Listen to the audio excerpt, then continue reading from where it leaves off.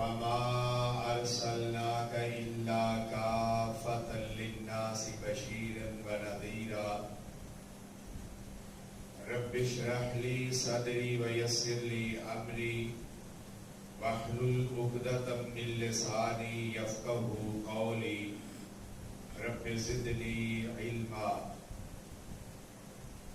ہر قسم کی حمد و ثنا، تحمید، تعریف، تمجید، بزرگی، جاہ و جلال، کبریائی اللہ احسن الخالقین، احکم الحاکمین کی غفور الرحیم وحدہ لا شریک ذات کے لیے، جو اکیلا، یکتا اور تنہا اس ساری کائنات کو تخلیق کرنے والا، نظام کو چلانے والا اور مخلوقات کو اپنے خزانوں سے نوازنے والا ہے۔ ان گن اور لا تعداد درود و سلام، تحیات و تسلیمات سید الانبیاء، سید ولد آدم، سید الثقلین، شفیع المذنبین، رحمت للعالمین جناب محمد مصطفیٰ احمد مجتبیٰ نبی مرتضیٰ صلی اللہ تعالی علیہ وآلہ وبارک وسلم کے لیے۔ گرامی قدر حاضرین، اللہ رب العزت نے اہل کائنات کی ہدایت اور رہنمائی کے لیے انبیاء کرام علیہم السلام کو منتخب فرمایا، اور جنہیں اس منصب کے لیے چنا گیا وہ تمام شخصیات اپنی سیرت میں، کردار میں، عمل میں، اخلاق میں، عبادت میں، ساری انسانیت میں سب سے اعلیٰ و بالا ہیں۔ انبیاء کرام علیہم السلام کی اس جماعت مقدسہ میں سب سے افضل، سب سے اشرف اور مقام و مرتبہ میں سب سے اعلیٰ حضرت محمد مصطفیٰ صلی اللہ علیہ وسلم کی ذات مبارک ہے۔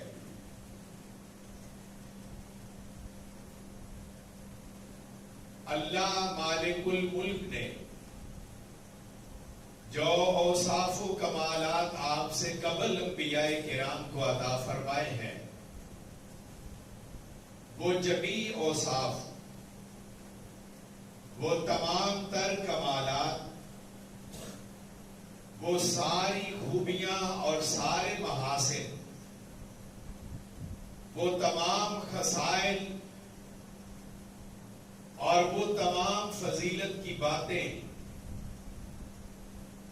اپنے حبیب حضرت محمد اکرم صلی اللہ علیہ وسلم کو عطا فرمائے۔ مقام و مرتبہ میں، فضائل اور محاسن میں، اوصاف اور کمالات میں امام کائنات سے بڑھ کر اس کائنات میں کوئی اور ہستی نہیں ہے۔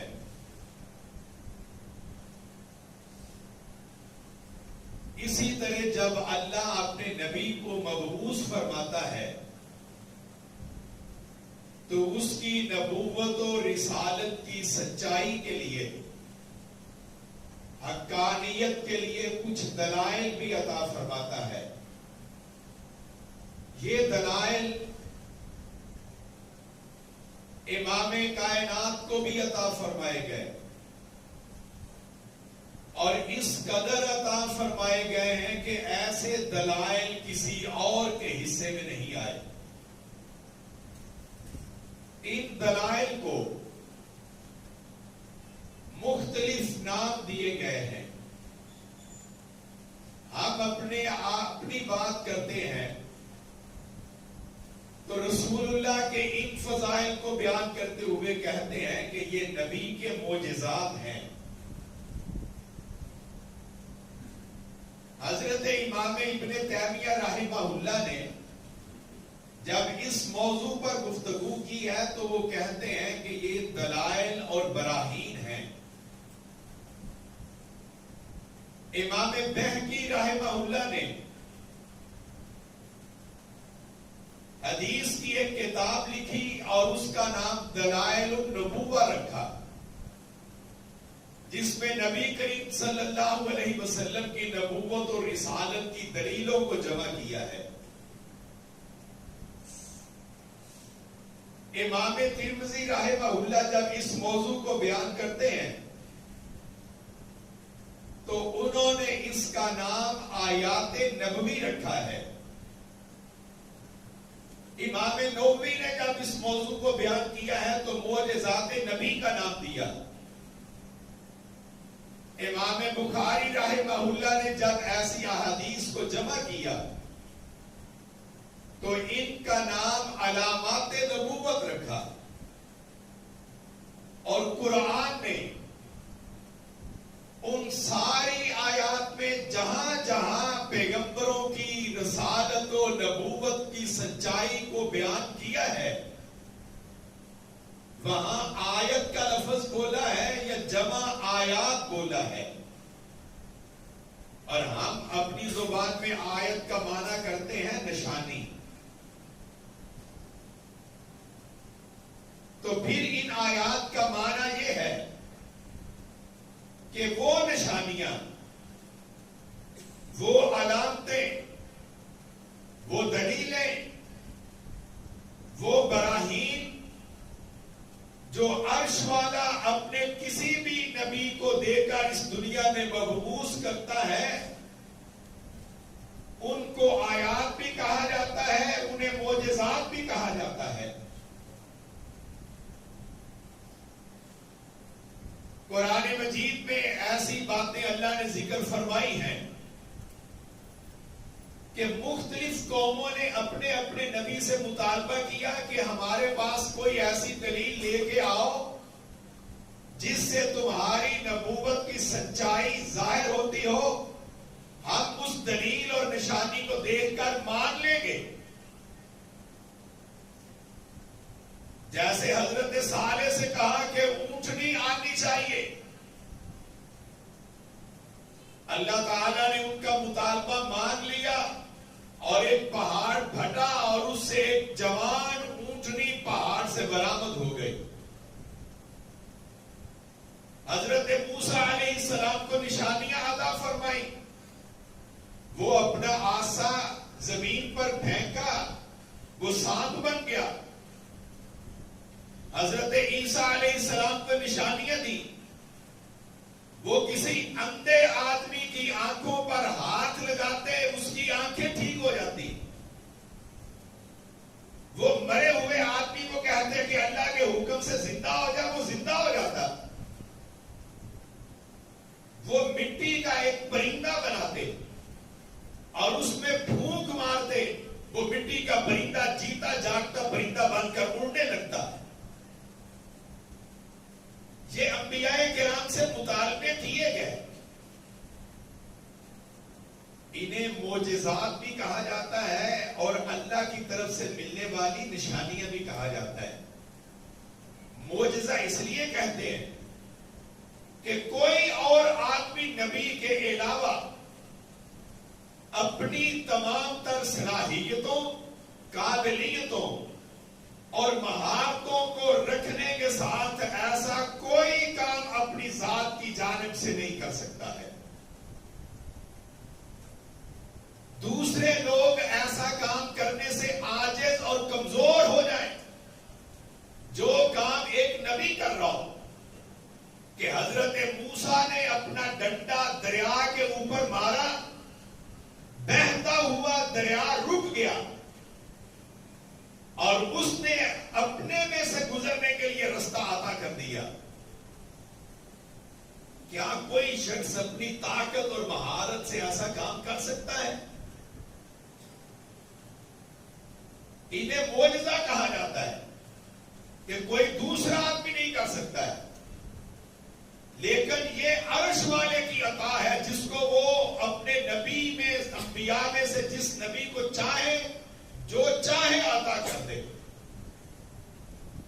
سورہ بنی اسرائیل کے اندر اللہ تعالیٰ نے یہ بات ارشاد فرمائی ہے کہ کافروں نے مطالبہ کیا حضرت نبی کریم صلی اللہ علیہ وسلم سے کہ آپ نبوت کا اعلان کرتے ہیں، ہم مان جاتے ہیں، لیکن اس دلیل کے طور پر ہمارے سامنے ایسا کریں کہ زمین میں سے چشمے جاری ہونے چاہیے، نہریں جاری ہونی چاہیے، ہم ان کو دیکھ کر مان لیں گے کہ آپ کی نبوت کے جو دلائل ہیں وہ سچے ہیں۔ کوئی سونے کا گھر بننا چاہیے، ایک محل سونے کا بنا ہوا ہو، ہم اس کو دیکھ کر سمجھیں کہ واقعتاً آپ کی نبوت سچی ہے۔ آپ کے پروٹوکول کے لیے آسمان کی بلندیوں سے فرشتے آنے چاہیے، وہ آپ کے آگے آگے چل رہے ہوں اور وہ فرشتے اعلان کریں کہ یہ اللہ کا سچا پیغمبر ہے، ہم مان لیں گے۔ لیکن اللہ نے ایسا کوئی بھی ان کا مطالبہ قبول کر کے اپنے رسول کو ایسی کوئی نشانی عطا نہیں کی ہے، اور نبی اپنی جانب سے ایسا کوئی کام نہیں کر سکتا ہے۔ اگر موسیٰ کے عصا مارنے سے دریا پھٹ جائے اور حضرت عیسیٰ کے کہنے سے مردہ زندہ ہو جائے تو اس کا مطلب یہ نہیں ہوتا ہے کہ وہ پیغمبر اب رب بن گیا ہے، وہ اللہ کا نبی اور بندہ ہی ہوتا ہے، اور جو کام وہ کر رہا ہے وہ اللہ کی عطا اور اللہ کی طرف سے اس کو نوازا جاتا ہے۔ ایسی بہت ساری نشانیاں اور دلائل مالک الملک نے اپنے نبی کو بھی عطا فرمائے، اور یہ جو اللہ عطا فرماتا ہے کبھی کافروں کے مطالبے کے اوپر بھی دیتا ہے کہ انہیں سمجھ آ جائے، لیکن جن کے دلوں پر مہر لگی ہوئی ہو انہیں سمجھ نہیں آتی۔ ایمان والے ایسی نشانیوں کو دیکھتے ہیں، ان کا ایمان اور بڑھ جاتا ہے، اور کافر جب ایسی نشانیاں دیکھتے ہیں تو پھر کہتے ہیں کہ نہیں، بہت بڑا جادوگر آدمی ہے جس نے اتنی بڑی نشانی دکھا دی۔ امام بخاری نے اس روایت کو نقل کیا، مکہ کے لوگوں نے کہا اگر سچے ہو یہ آسمان پہ چمکنے والا چاند دو ٹکڑے کر دو۔ امام کائنات نے اللہ سے کہا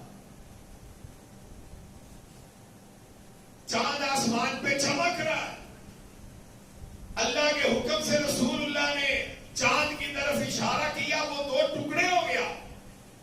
آپ نے لوگوں سے کہا دیکھ لو،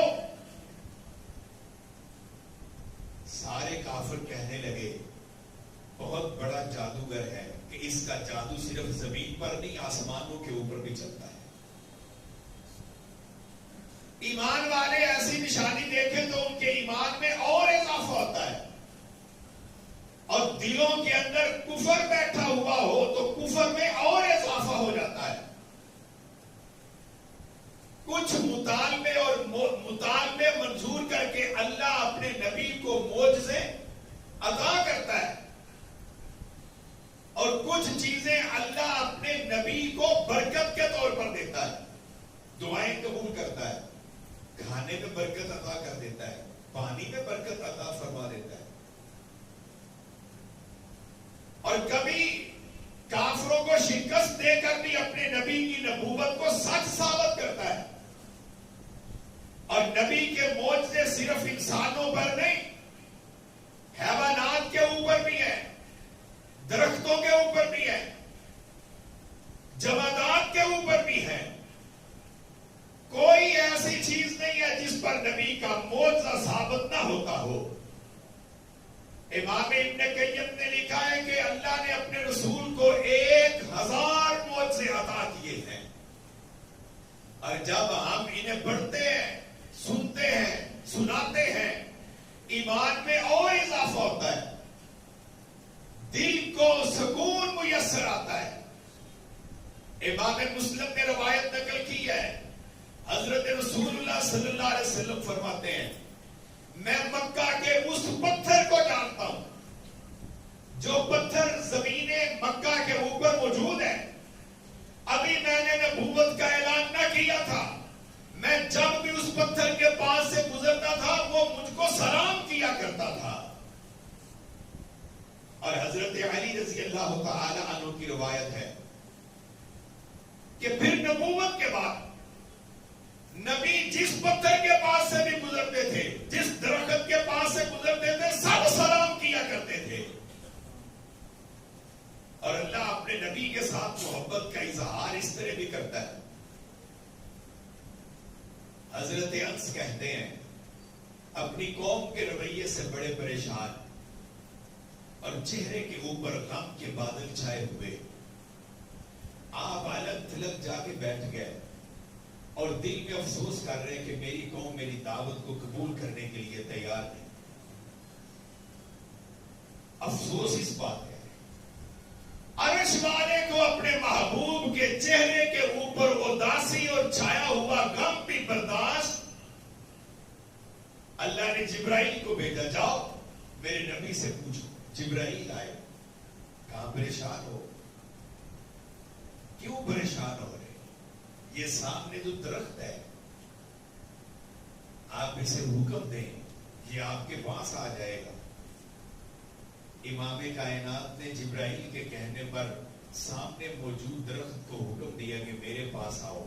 जमीन फटी और दरख्त चलता हुआ रसूलुल्लाह के सामने हाजिर हो गया। कहा हुक्म दे, ये इसी तरह वापस चला जाएगा। इमाम कायनात ने हुक्म दिया दरख्त को कि आप वापस जा अपनी जगह पे। वो दरख्त उसी तरह वापस अपनी जगह पर चला। अल्लाह अपने नबी के साथ इज़हार मोहब्बत इस अंदाज में भी करता है। हदीस पाक में यह वाक़या मौजूद है।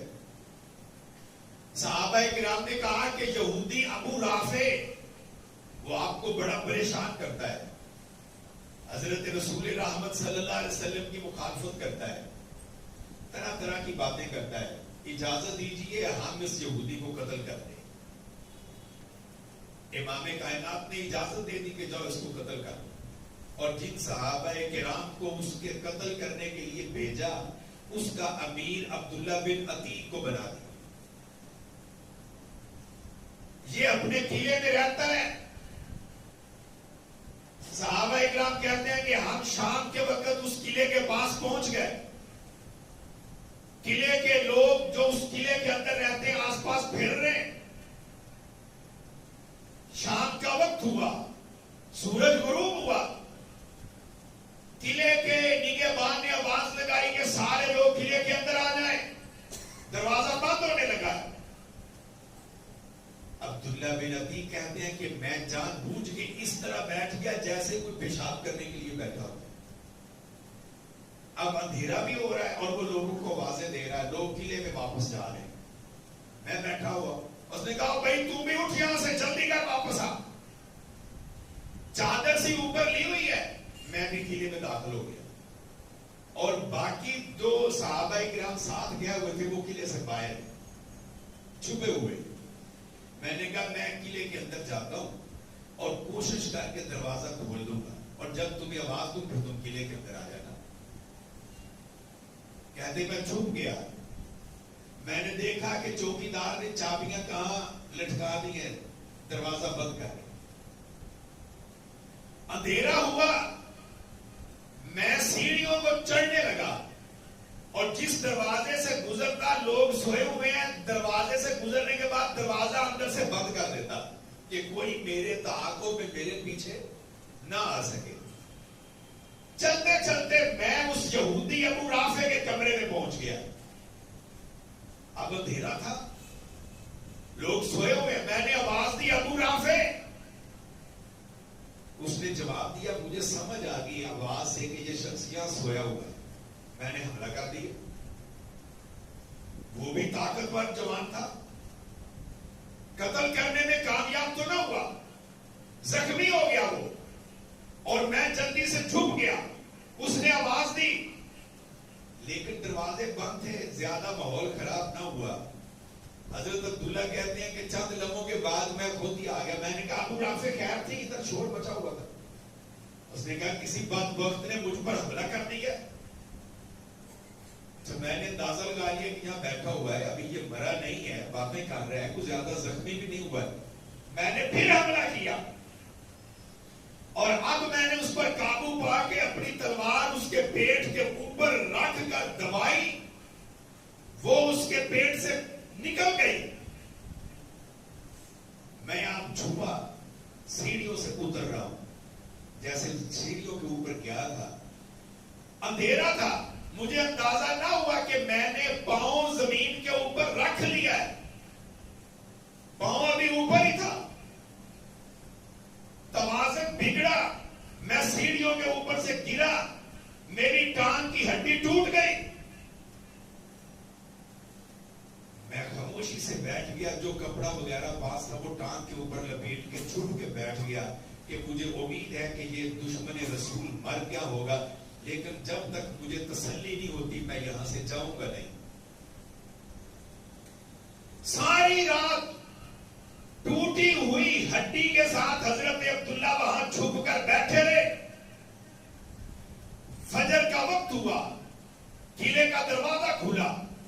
اس کے چوکیداروں نے اعلان کیا, لوگوں قلعے کا سردار ابو رافع رات قتل کر دیا گیا ہے.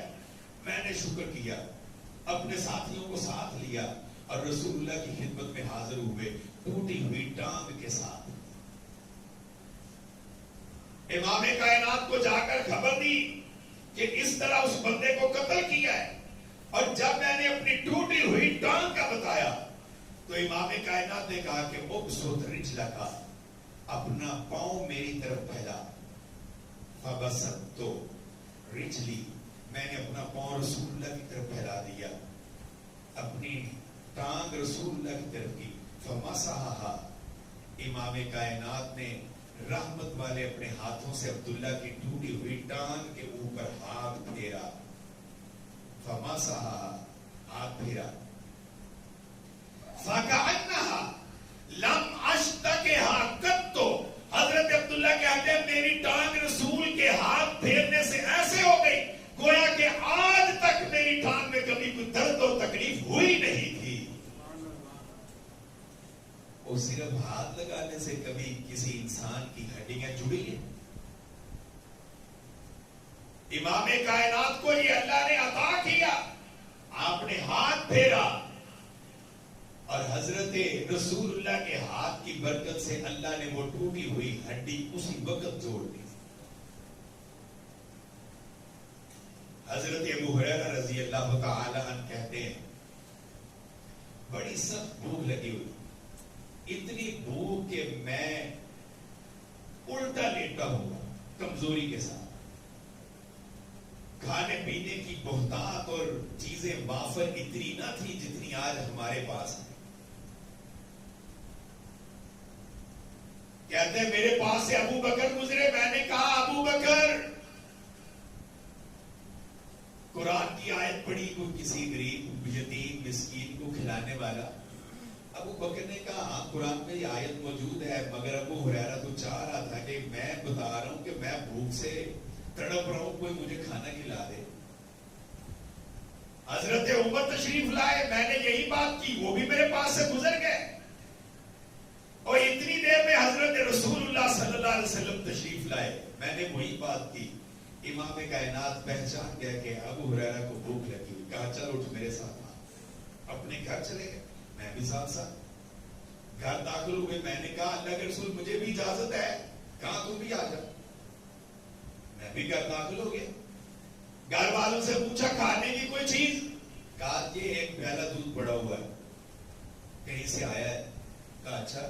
ابو ہریرہ سے کہا کہ جاؤ مسجد نبوی میں اور جو اہل صفہ ہیں اور جو غریب صحابہ کرام مسجد نبوی میں صفہ چبوترے کے اوپر زندگی گزارتے تھے, کسی پر بوجھ نہ تھے, مانگتے نہ تھے,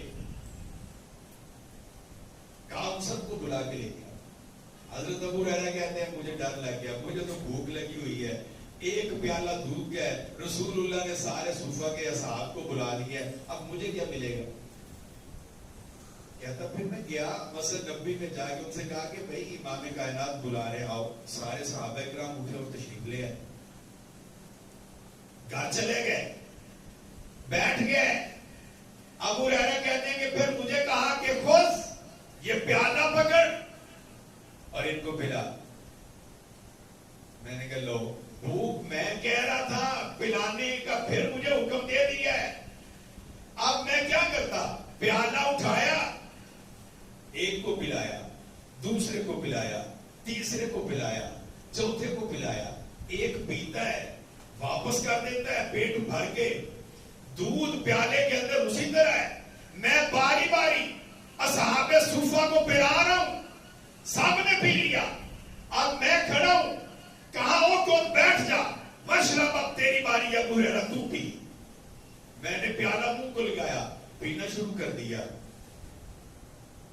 جیب بھر کے پیا. امام کائنات نے کہا اور پی. میں نے پھر منہ کو لگا لیا اور پینا شروع کر دیا. اب میری بس ہو گئی. پھر میں نے پیالہ ہٹایا, امام کائنات نے کہا ابو ہریرہ اور پی. میں نے پھر منہ کو لگا لیا اور پینا شروع کر دیا. کہا اور پی. میں نے کہا اب کوئی گنجائش نہیں ہے, اب میرا پیٹ, اور حدیث کے الفاظ ہیں, اب مجھے لگتا ہے کہ دودھ میرے ناخنوں سے نکل آئے گا, اتنا پی لیا ہے. کہا پیالہ مجھے دے دے. وہ پیالہ میں نے رسول اللہ کے ہاتھ میں تھما دیا. آپ نے اسے پکڑا اور اپنے لبوں سے لگایا اور وہ پیالہ دودھ کا پی کے ختم کر دیا. اور یارو, رسول اللہ کے کردار اور سیرت کو دیکھیں. آپ کن کو پلا رہے, سارے اصحاب کو, اور برکت دیکھیں اصحاب صفہ سارے پی جاتے ہیں اور دودھ ختم نہیں ہوتا ہے. اور سارے اصحاب نے جس پیالے کو منہ لگا کے پیا ہوا ہے, سب سے آخر میں کائنات کا تاجدار اپنے لبوں سے لگا کے اس برتن سے پی رہا ہے. حضرت جابر رضی اللہ تعالی عنہ کہتے ہیں خندق کھودی جا رہی ہے, صحابہ کرام مشقت کر رہے.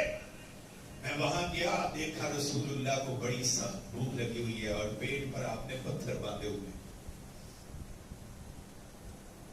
مجھے برداشت نہ ہوا, میں گھر آیا, اپنی بیوی سے پوچھا کوئی چیز کھانے کے لیے. اس نے کہا تھوڑے سے جو پڑے ہیں. کہا چلو ان کا آٹا بناؤ. گھر میں بکری کا ایک چھوٹا سا بچہ تھا, بکری نہیں تھی, بکری کا بچہ ایک چھوٹا سا, اسی کو ذبح کیا, گوشت بنایا. بیوی سے کہا پکاؤ. بیوی کہنے لگی جا کے کان میں کہنا کہ آپ کے لیے کھانا بنایا ہوا ہے, تشریف لائیں. اور بکری کا ایک 4-5 کلو کا بچہ کتنے لوگ کھا سکتے ہیں؟ بیوی نے بھی سمجھایا حضرت جابر کو کہ دوسرے لوگوں کو پتہ نہ چلے.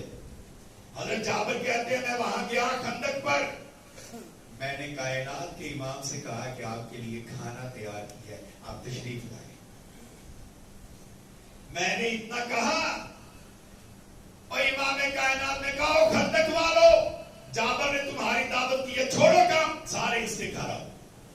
جابر کہتے ہیں میں پریشان, بیوی نے بھی سمجھا کے بھیجا تھا, اور یہاں میں نے کان میں بات کی ہے کہ آپ کے لیے کھانا پکا ہوا ہے, اور یہاں تو رسول اللہ نے آواز دے دی ہے, اور یہاں 1000 سے اوپر صحابہ کرام کام کر رہے ہیں. جابر آج تیری خیر نہیں ہے. کہتے ہیں میں پریشان, لیکن بولنے کی جرت نہیں ہے. کائنات کا یہ تاجدار آ رہا ہے. جابر بھی ساتھ ساتھ, خندق کھودنے والے سارے صحابہ ساتھ. میں نے کہا اللہ کے رسول, وہ تو تھوڑا سا سالن ہے اور تھوڑا سا آٹا ہے, آپ تشریف لائیں. کہا کہ ہنڈیا جو چولہے کے اوپر رکھی ہوئی ہے وہ اتارنی نہیں ہے, وہ اسی طرح پکڑے دو, اور روٹیاں نہیں پکانی, میں آ رہا ہوں. آپ گھر تشریف لائے, گھر میں رون کے لگ گئے, اور جہاں رسول اللہ تشریف فرما ہوں اس سے بڑی رونق اور کیا ہو سکتی ہے. اور پھر آپ کے اصحاب موجود ہوں, اور جنت والے یہ سارے تو جابر کے گھر. روٹیاں پکانے والی بھی بلا لی. امام کائنات نے اپنے لعاب کو آٹے کے اندر ڈالا, اپنے لعاب کو اپنے مبارک دھوپ کو آٹے میں ڈال دیا اور ہنڈیا کا ڈھکن اٹھا کے تھوڑا سا اس میں بھی ڈال دیا. اور یہ شرف صرف نبی کو ہوتا ہے, نبی کے علاوہ کوئی اور ایسا نہیں کرتا. کہاں اب ہنڈیا چولہے پر رہے اور سالن نکالتے رہو, روٹیاں پکتی رہیں, اور جیسے جیسے چولہے سے اتر رہی ہیں ایک ایک دو دو وہ لوگوں کے سامنے رکھتے رہو. حضرت جابر کہتے ہیں خندق کھودنے والے جتنے لوگ تھے سب نے میرے گھر میں پکے ہوئے اس کھانے سے روٹی کھائی پیٹ بھر کر, اور رسول اللہ نے بھی کھانا کھایا. اور جب ہم نے دیکھا ہنڈیا کے اندر گوشت اسی طرح ابل رہا تھا اور آٹا برتن میں اسی طرح موجود تھا. اور یہ برکتیں اللہ نے اپنے حبیب کو دی اور اتنی بار دی ہے کہ انسان حیران ہو جاتا ہے. اور جو حضرت انس نے بیان کیا ہے کہ جب وضو کے لیے پانی نہ تھا, ایک لوٹا پانی ہمیں ملا, آپ نے کہا میرے پاس تھا, اور اپنی انگلیاں اس کے اندر سمیٹ کر رکھ دی. حضرت انس کہتے ہیں میں دیکھ رہا تھا کہ آپ کی انگلیوں سے پانی ایسے نکل رہا تھا جیسے چشموں سے پانی ابلا کرتا ہے. اس وقت ہم 80 کے قریب لوگ تھے, سب نے وہ پانی پی بھی لیا اور وضو بھی کر لیا. ایسے کمال اور ایسے فضائل اور ایسی برکتیں اللہ نے اپنے رسول کو عطا فرمائی کہ کسی اور کو نہیں. یہ ہمارے ایمان کو اور بڑھا دیتی ہے, یہ ہمارے ایمان کو اور مستحکم کرتی ہے, ہمارے دلوں میں اللہ کے رسول کی محبت کو اور اضافہ کرتی ہے. اور یہ دلائل اور یہ نشانیاں کسی اور کو نہیں دی گئی, یہ اللہ نے اپنے رسول کو عطا فرمائی ہیں. اللہ ہمیں اپنے رسول کی محبت و اطاعت عطا فرمائے. وما علیہ الا البلاغ.